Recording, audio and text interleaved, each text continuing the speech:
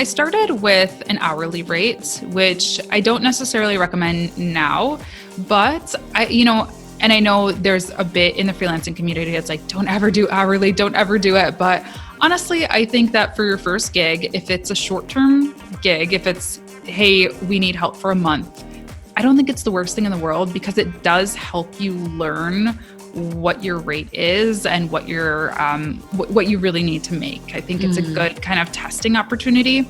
Like I said, I wouldn't do that if it was a contract that didn't have an end, or that you would be kind of stuck into working for $20 an hour forever, because that just wouldn't be sustainable. Hi there, it's Sewa, and welcome to another episode of the She's Off Script podcast. For the month of July, I'm on the road, as you can see from the new setup. So for this month, we're doing a summer refresh series. I'm sharing with you some of the most popular episodes of the podcast that I have not shared on this YouTube channel. So this week, you're going to meet Latasha James, who's a freelancing coach. She helps people become full-time freelancers, and she does that through her Freelance Friday podcast, as well as some of the courses and the coaching that she offers. So if this sounds like something you're interested in, keep on listening, but also don't forget to subscribe and hit the notification bell so you don't miss our next episode. I release new episodes every Thursday in both video and audio format. All right, let's go ahead and jump into it. Latasha James, welcome to She's Off Script. Thank you for being here. Thank you so much for having me. I'm excited to be here. So for any of our listeners who haven't heard of you, could you share who you are and what you do? Sure. Yeah. So my name's Latasha James. I live in Detroit, Michigan, and I have a creative marketing agency called James and Park. Focus a lot on social media marketing, video marketing. I do a lot of strategy work and training as well in the marketing space. And then I also have kind of my side business, or the other side of my business, I guess you could say, is the education side of my business. So I do a ton of content for freelancers and aspiring entrepreneurs and current entrepreneurs on YouTube. I have courses, I have a podcast, and so that's kind of, sort of my side business, but it's a growing part of the business. It accounts for right now between 30 and 40% of the business's revenue. So yeah, that's who I am. Once you catch that entrepreneurial bug, it's hard to stop, right? If you have an idea that's within your reach to execute, you're just like, okay, let me fold this into my business as well. Totally. And that's something that I've always wanted to do. I always wanted to be a teacher, actually. I thought that's what I was going to do for a long time. And so, it's funny how life kind of makes its way back to you, and you sort of end up where you began, and with your original passions and dreams. That's something that I realized I could really help serve people in that way. And it was something that I was really good at. So, yeah. So how did you find yourself as a freelancer at the beginning of your journey? You've certainly grown past that point right now, but how did you find yourself initially as a freelancer? Yeah. My freelance story is, it's a long one, to be honest. I'll be honest with you that it is not one of those kind of overnight success. I quit my job and decided to go out on my own. And, next thing I knew, I was having this successful business. It was not that way. I have been sort of a side hustler for a really long time. I've only been full-time in my business for about 2 years. But I've been in business for almost 10 years. So wow. I really spent a long time building up my business. I got my first freelance gig when I was in college still. And it was just a freelance writing job, a freelance blogging job, $20 an article. I mean, it was like, very entry level. And at the time I was working in retail, and, obviously I knew that I wanted to get other experiences, and I didn't really know exactly what I wanted to do after school. So I was just kind of taking every little, side gig opportunity that I could. So I started this freelance writing job, and that eventually turned into a freelance social media copywriter job for a virtual agency. And so I did that. That freelance copywriting job enabled me to quit my then day job so I could just focus on being a student and freelancing. Mm-hmm. And then I also had a very part-time internship as well at the time. So that was kind of my first experience with freelance success. I was like, okay, you can make actual money. Like this isn't just a $20 an article here and there kind of thing. It really enabled me to go kind of quote unquote full-time then, in school. Mm-hmm. And once I graduated, I ended up getting a job out here in Detroit, Fortune 500 company, and thought that that was the right path for me to go down, which I'm very grateful I did because I got some really good opportunities from that job and then my next corporate job as well. But all the while I was still side hustling. So I always had at least one client. Sometimes it was a very involved project. I worked with a startup for 2.5 years as their lead community manager while working this corporate marketing job. So it was very much my 5 to 9. It was almost a full-time side hustle. Other times I was just helping, a client for a couple hours a week or a couple posts per week or something like that. So getting a lot of different experiences along the way. And then, like I said, about 2 years ago, I had just kind of reached this crossroads in the business where I was spending a lot of time, I was turning a lot of people down, because people were coming to me inbound all the time, coming to my website. And, it just reached a point where I was like, I can't do it. I can't help everybody and be dedicated to my full-time job. And so I kind of reached a crossroads where I decided it was kind of now or never. So let's take a step back and maybe for those who are listening who aren't as in touch with what this freelance world is, could we define what a freelancer is? Mm-hmm. Yeah. So a freelancer is really just an independent worker, somebody who works as a resource for companies or people and works in a non-traditional way, so I was never full-time employed by these companies or even part-time.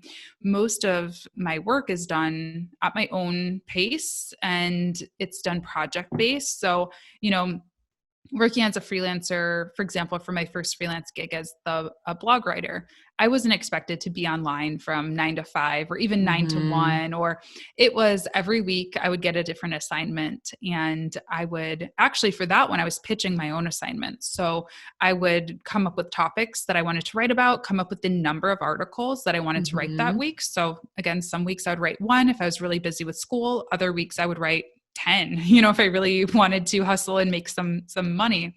So I would send those pitches in every week. And then I had the week to do them. So, sometimes I was writing articles at 3 a.m., college life. Right. And other times I was writing, during normal business hours. So that's kind of what defines a freelancer for me, is really having control of your own schedule and your workload, really. Okay. So as a college student, that flexibility, I'm sure, is welcome. But now as you're talking to people who now have had 9 to 5s and are used to some level of stability, the life of a freelancer does sound pretty unstable, and that instability can be undesirable for some people. So when it comes to things like benefits, how does a freelancer navigate that? Because that's one of the money could be great, although it could be volatile. But one of the first things people ask is, what about my benefits? Mm-hmm. Yeah. So that's absolutely one of the first questions I get. And, my answer to this is someone put it to me this way, actually, when I was kind of still side hustling. I was stressed out. I was like, oh my gosh, I need to go full time, but my benefits. And I read this somewhere and they said, think of benefits. It's just money. I mean, you can buy your own benefits. It's not, yes. And I don't want to discredit that. Having a full-time employer, they'll often match benefits. You'll sometimes get better benefits than you necessarily would on the free market, if you will, but you can buy benefits. So if you have to pay $300, $500, whatever it is a month for health insurance, factor that into your cost of doing business. So, if I would normally charge $1,000 for something, I'm going to make sure that I'm charging $1,500 to cover those benefits. Same thing for time off. I need to make sure that I understand what my day rate is. So I can multiply that by at least 5 or 10. So I'm getting, at least a couple weeks of vacation every year. So it is a challenge. There are, some resources out there like the Freelancers Union, for example. I think it's just freelancersunion.org. Maybe we can double check that, but they have a kind of an insurance portal that does get you some discounts for health insurance and things like that. I think that's where I actually got my insurance when I first went freelance myself. So there are some resources out there, and I think that the world of work is changing, and I'm hopeful that we'll only see more resources like that in the future. But yeah, the long story short is factor that into your cost of doing business. I like that way of thinking about it. So if you were to start all over again and become a freelancer today, how would you approach that? Yeah. So I am very grateful that I quit my job when I had a healthy emergency fund. I think that is something that just cannot be, I can't not mention that, because to your point of freelancing seems so volatile and, it's very up and down.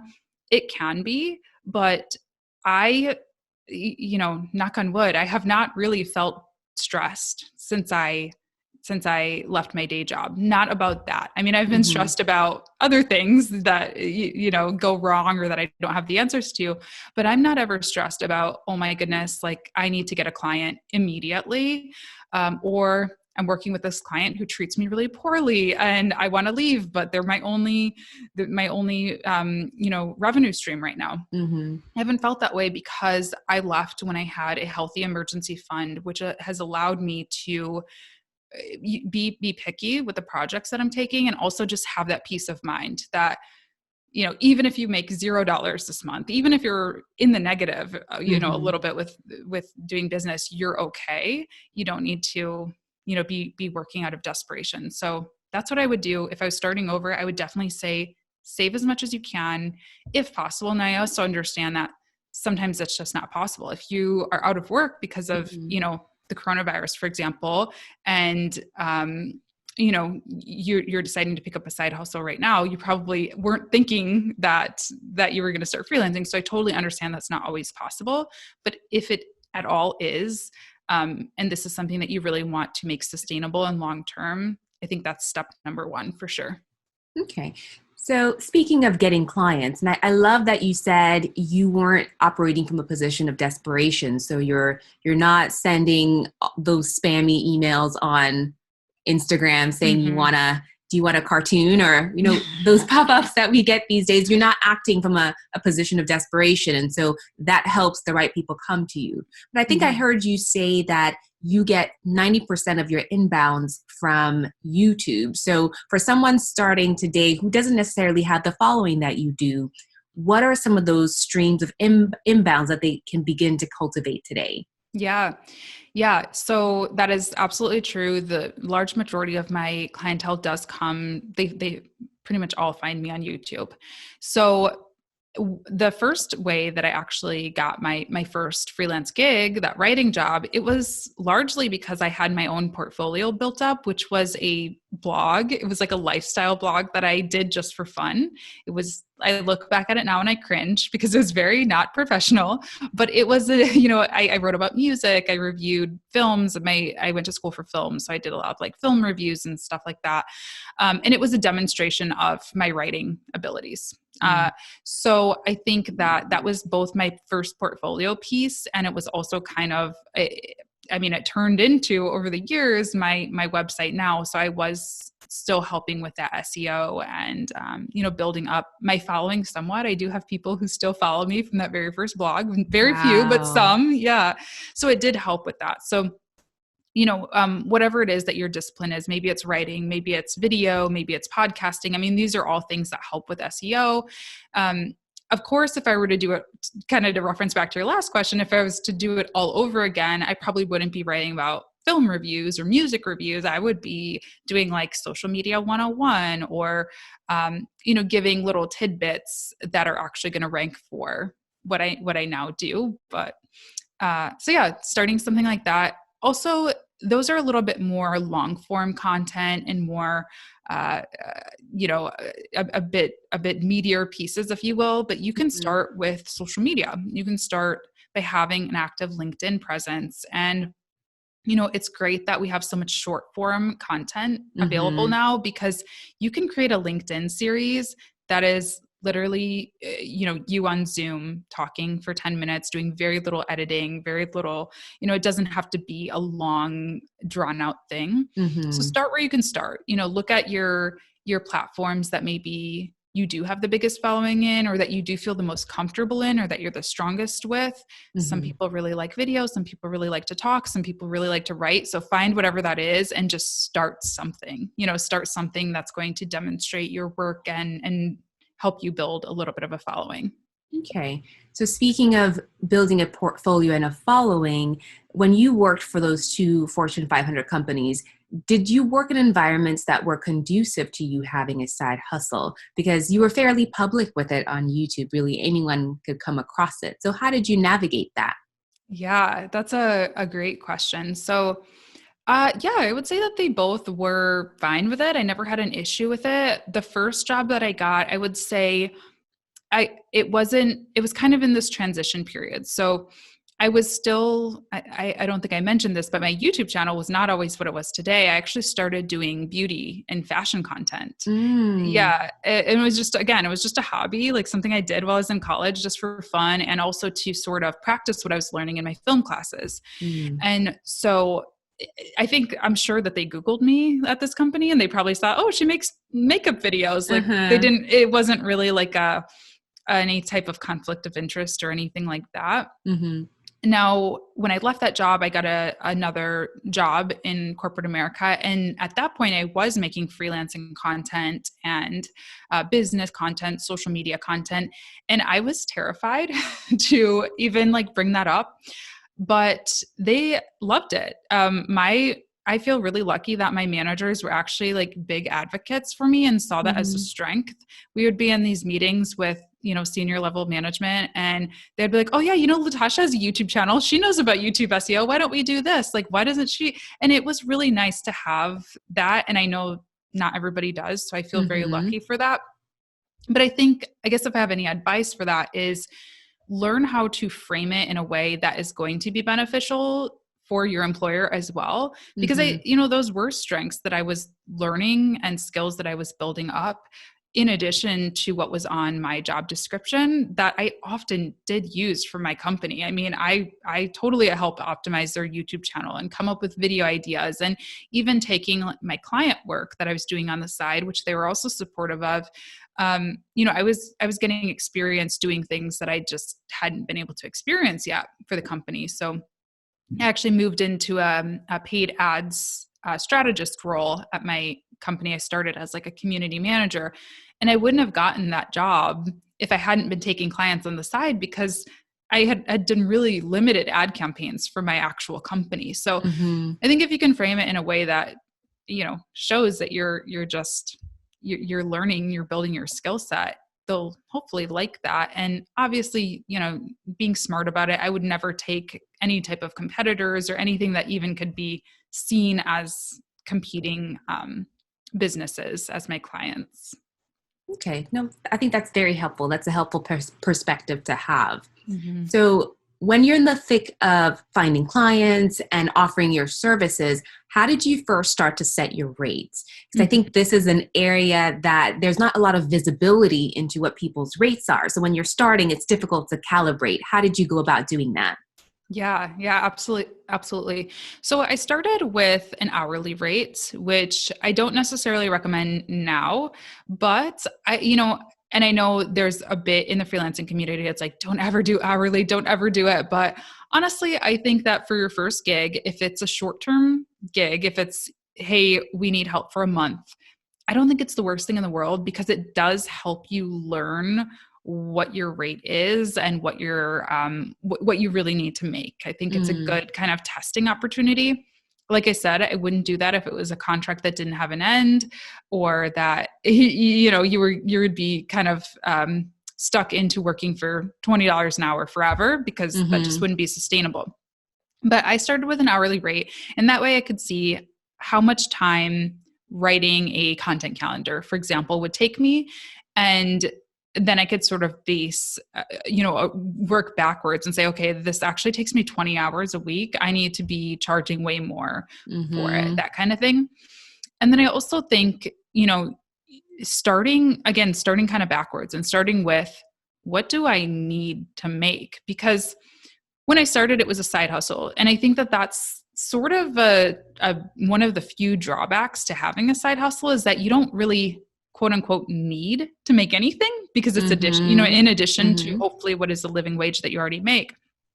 So that can be challenging, because we sort of are like, oh, I'm grateful for anything, I'm getting anything. But think of it as if you were on your own. Think about your living expenses. Think about how many, how much money you need to live every month, right, and then sort of work backwards. So that's what I'd recommend for pricing. And then, of course, doing research too. There are places that you can research averages, just Googling other people in your industry, seeing if there are any rates. Facebook groups are great places to do market research and figure out what other people in your industry are charging. And then also looking at sites like Glassdoor, like I think LinkedIn has a salary tool. That's right. Yeah. So all of those, obviously those are mostly going to be for full-time jobs, but you can still kind of break that up into monthly amounts, adding on, back to your original point, adding on those costs of doing business. So how much are you going to have to pay in insurance? Think about your taxes that you're going to need to be paying, adding on those things, and then coming up with sort of a monthly or retainer rate. I like that. So when it comes to building businesses, I find that the Achilles heel for a lot of people is the systems and processes that they have in place. So what were some of the first systems that you started to solidify within your business, and what does that look like for you today? So I would definitely say, first system would be the actual product or service that I was delivering to the customer. So I really got very tight with my content calendar process, and how I actually got a content calendar approved, how I delivered it to the client, the timeline, that kind of thing, which honestly for me is an Excel sheet. Everyone always expects me to like whip out this really cool tool. Nope, I just use Google Sheets. I also have used Asana for years. I love it. I cannot live without Asana. Used it for years, and I do a lot of things in there. I do like client communication. Now I do team delegation. Obviously, I didn't have a team then. So that was kind of the first thing that I formalized, because that's what the client was paying for. Then, of course, you have to work on your actual day-to-day business stuff. So the accounting stuff, the, team or the client, like a CRM system, and keeping in touch with their clients and all that stuff. So I really like for accounting, I use Wave accounting, and I've used that for a long time. I think I started off with PayPal, but I use Wave now. And I actually just have started to transition over to HoneyBook for my CRM, which I am loving. I say starting to transfer over to, because it's one of those things that keeps like dropping to the bottom of my to-do list to actually get it all set up, because it does take energy and time to set up these systems. But they really do help to have those client surveys be automatically sent over, to have your client be able to have a place where they can kind of log in and have their own little portal. It really does help. So, oh, and I can totally relate to that stuff falling to the bottom of your to-do list, because I've recently, at least with the podcast, gone through a transition of making it scalable. And the things I did in the beginning just to make it work don't work anymore. So, and then in my business as well, kind of getting on those CRM, I'm building mine out. It's a lot, but in order to make sure that your processes don't become the thing that prevent you from growing, I think it's important to have those things in place. Absolutely. And I love what you said about, scaling, because to start, and I don't like to overwhelm people. If you're just looking to start with one client, start a side hustle, start whatever, you don't need HoneyBook. You don't need like all of these tools.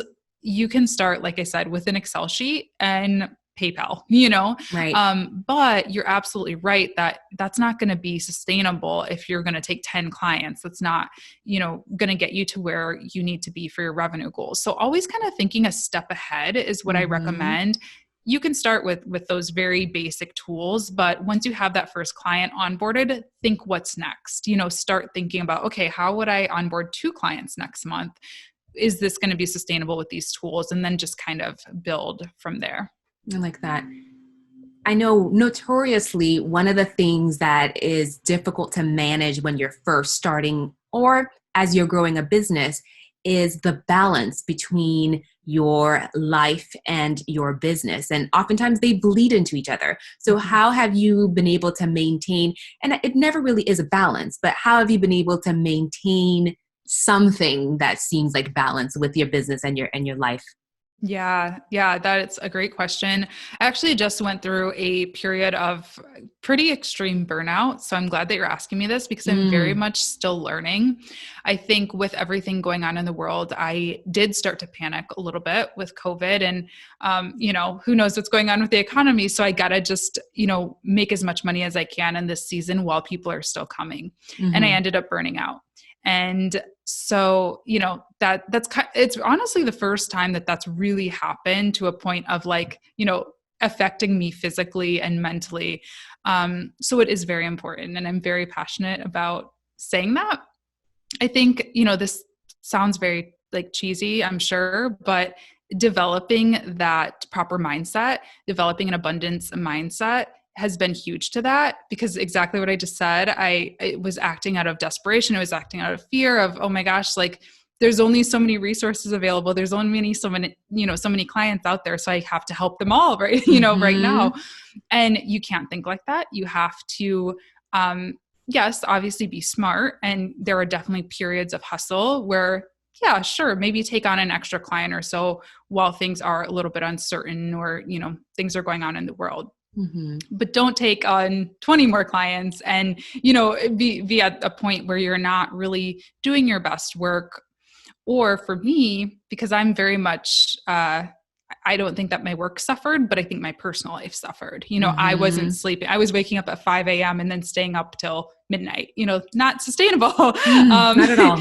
Didn't see my friends, didn't hang out with anyone, wasn't being the great partner that I normally am. So yes, you have to prioritize that because other areas of your life will suffer. And at the end of the day, what's the point of working in a business if you're more miserable than you were in a full-time job? Like the point of life is to enjoy it. And the point of freelancing or being an entrepreneur, in my eyes, or one of the big reasons that I wanted to do that, is so I could have the opportunity to have more time with loved ones or have more time doing the things that I love. So you kind of have to bring it back to basics and think like, this is a little counterintuitive. So one of the things that I do is I honestly, pricing appropriately is huge.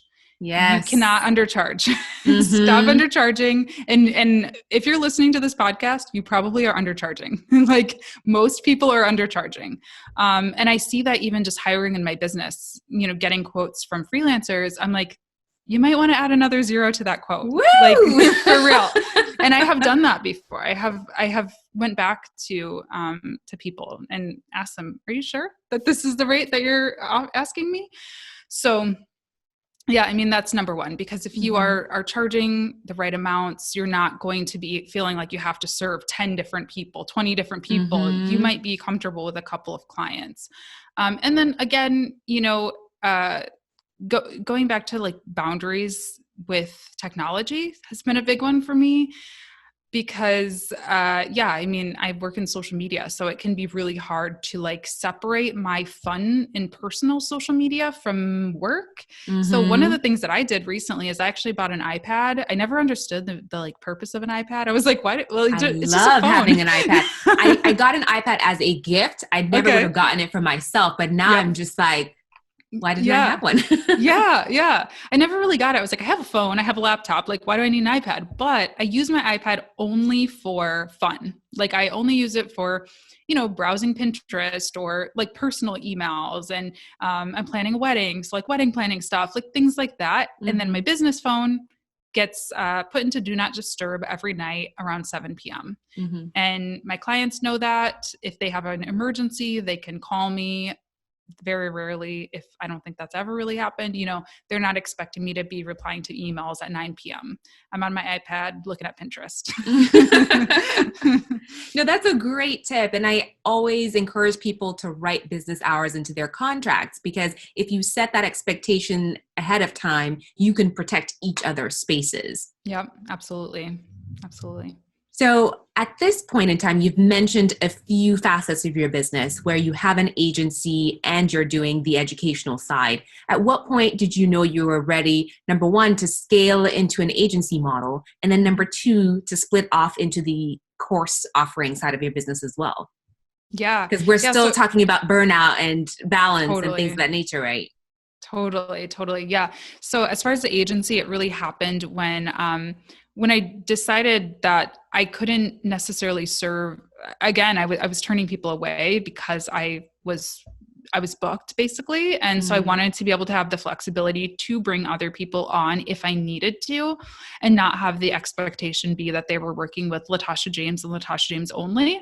Of course, I'm active in all of the projects, but there are some projects that, another freelancer is doing a lot of the research or a lot of the implementation, and I'm just kind of acting as the main strategist. And then other projects, it's totally me doing everything. So I wanted to have the flexibility to scale up or down and to leverage other resources. I'm very fortunate that I live in an area that has a ton of really bright creative minds, and so I like pulling in people onto projects as I need to or as I want to.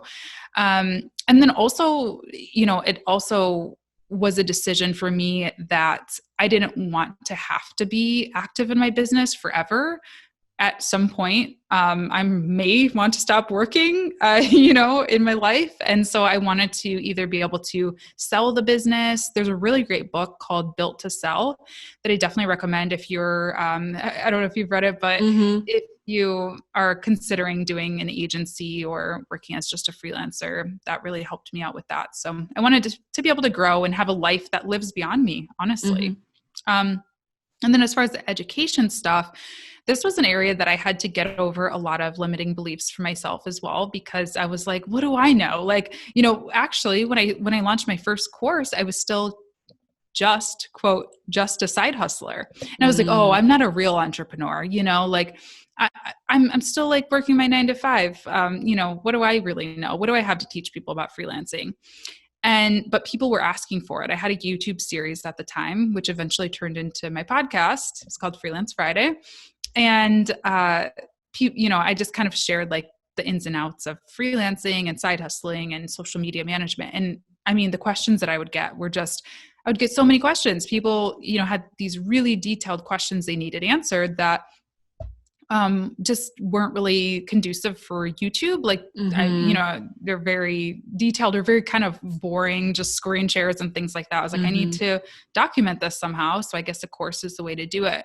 So that's really how it started. And then even beyond that, the one-on-one work and the group mentoring that I have, that came also from a demand. People took my course and were like, okay, what's next? How can I work with you? I have more questions. And so I sort of beta tested a mini coaching program basically. I mean, it was just a coaching hour. That's kind of what I always recommend to people if they're looking to get into that space is I sold calls, 1 hour calls on my website. I don't even know how much I charged. I mean, it was very low. It was like definitely under $100. And people who had taken the course could chat with me and we could walk through things together. And eventually that turned into a longer term coaching program. And then I've had several more courses come out since then. So it was a slow, gradual build into that business. Wow. Well, I love hearing about the progression. So what's next for you, Latasha? Yeah, so I am working on a couple of new programs right now. Actually, I'm super excited about the program I'll be launching hopefully in mid-October. So it'll be out very soon, aimed at freelance social media managers. And then I'm kind of revamping my one-on-one coaching program right now as well. So that will be new and updated for 2021. And then other than that, I'm focusing on, I have a group program that I have. It's a really low cost, $10 a month group program that people can join. And I do monthly master classes on there. There's a ton of really great, smart people in there. So it's a great place to network and so I've just been trying to put a lot of my energy into that and helping developing those freelancers in there. Oh, wow. So for anyone who's interested in some of the things that you've talked about, where can we find you? Where can we follow along your journey? Yeah, absolutely. So you can join the club that I mentioned, the Freelance Friday Club at freelancefriday.club. And then for any of my programs, my podcasts, my YouTube, all that, you can just go to latashajames.com. If you enjoyed my conversation with Latasha, I want you to know I have over 130 audio episodes you can binge listen to on she'soffscript.com or anywhere podcast episodes are available. Don't forget to subscribe and hit that notification bell on your way out so you don't miss my next episode. All right, we'll see you on the next one. Bye.